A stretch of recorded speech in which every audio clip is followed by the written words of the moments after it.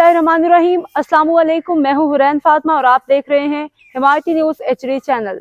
नजर डालते हैं आज की अहम खबरों पर। कराची की न्यू सब्जी मंडी में मुबैना गैर कानूनी तजावुजात और दुकानों के सामने सड़क की अलॉटमेंट के खिलाफ ताजरों ने एहतजाज किया।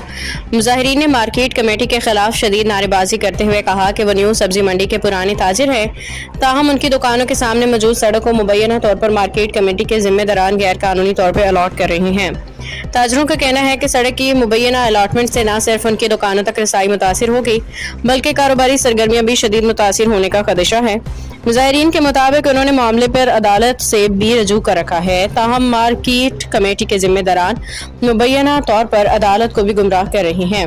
ताजरों ने मुतालबा किया है कि दुकानों के सामने सड़क के मुबैना गैर कानूनी अलॉटमेंट फौरी तौर पर रोकी जाए और उन्हें कारोबारी मुश्किलात से निजात दिलाई जाए। मोहम्मद अमीर खान ज़ीशानी की रिपोर्ट। नहीं चलेगा, नहीं चलेगा, माफिया हमें इंसाफ चाहिए, इंसाफ चाहिए, इंसाफ दो, हमें इंसाफ दो, माफिया नहीं चलेगा, नहीं चलेगा, बदमाशी नहीं चलेगा, मार्केट कमेटी की बदमाशी चलेगी नहीं,